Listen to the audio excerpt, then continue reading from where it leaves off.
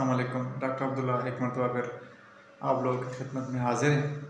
आज हम बात करेंगे एक बहुत ज़रूरी और ऐसे मर्ज़ के बारे में जिसमें आर्गन यानी बदन के एक ख़ास किस्म के उज़ू के खोने का ख़तरा होता है। और ये मसला ज़्यादातर हमारे टीनेजर के जो बच्चे होते हैं, जो कि 10 से 20 साल के दरमियान होते हैं, उन बच्चों में पेश आता है। वालिदैन के लिए इसका अवेयरनेस बहुत ज़रूरी है इस हवाले से कि इसके न वो वक्ती तौर पर इसके कम्प्लिकेशन है, बल्कि लेटर ऑन जो अज़दवाजी ज़िंदगी है, बच्चों की पैदाइश है, उसके रिलेटेड भी इसके कम्प्लिकेशन है। लिहाजा इसके बारे में अवेयरनेस बहुत ही ज़रूरी है।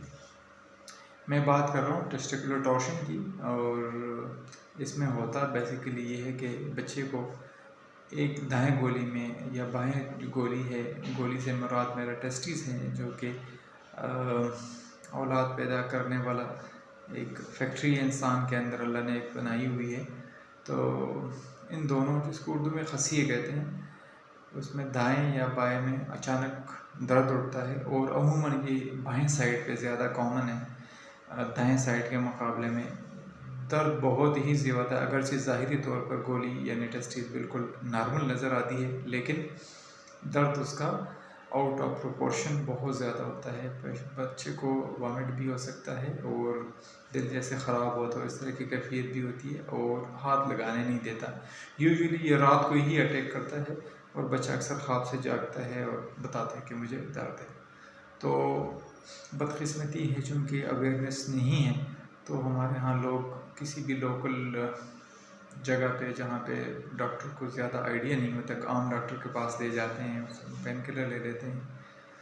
और इस मर्ज़ में जो गोल्डन पीरियड है वो 6 घंटे हैं, इवन 12 घंटे तक भी अगर स्पेशलिस्ट डॉक्टर के पास पहुँचाया जाए तो वो जो टेस्टिस है वो बचाई जा सकती है।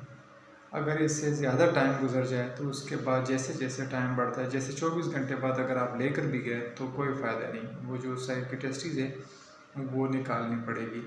उसकी वजह ये है कि वो डेड हो जाती है, उसकी ब्लड सप्लाई कट ऑफ हो जाती है। क्योंकि इस मर्ज़ में बेसिकली प्रॉब्लम होता क्या है कि टेस्टिस यानी गोली मुड़ जाती है। जब वो मुड़ जाती है तो खून की वो शरियानें जो कि ऑक्सीजनेटेड ब्लड यानी फ्रेश ब्लड टेस्टिस को सप्लाई करती है, वो बंद हो जाती है, और जिसकी वजह से टेस्टिस की फंक्शन भी ख़त्म हो जाता है और इवन वायबिलिटी, उसकी ज़िंदगी भी ख़त्म हो जाती है, और बच्चा एक टेस्टिस पे रह जाता है। और खुदा न खासा वो जो रिमेनिंग टेस्टिस है वो आइंदा जाके ये मसला डेवलप करे या कोई स्पोर्ट्स इंजरी हो जाए, तो समझो कि बच्चा आम ज़ुबान में अगर मैं बोलूँ नामर्द हो गया, क्योंकि आपने दोनों टेस्टिस निकाल दिए। तो खुदा जब भी ऐसे उम्र के बच्चों में, इवन किसी भी एज में कॉमन है, ये आ सकता है, और किसी एज में भी नेग्लिजेंस नहीं करनी चाहिए और मुताल्लिक़ डॉक्टर को दिखाना चाहिए। लेकिन ये जो टीन एज के बच्चे हैं उनमें मामूली सा भी शक हो टेस्टिकुलर पेन का, उसमें गोलियों में दर्द का, तो फ़ौरन मुताल्लिक़ डॉक्टर जो कि यूरोलॉजिस्ट कहलाता है उसको दिखाना चाहिए, ताकि उसका वक्ती तौर पर उसका मुआयना भी हो जाए, और मुताल्लिक़ जो उसमें हम स्पेशली डॉप्लर अल्ट्रासाउंड करते हैं वो ज़रूरी हो जाए, और वहाँ से पता चले कि मसला क्या है, ये सादा इन्फेक्शन है या ये जो सबसे जिसकी मैं बात कर रहा हूँ यानी टॉर्शन है, तो वक्ती तौर पर इलाज हो सके।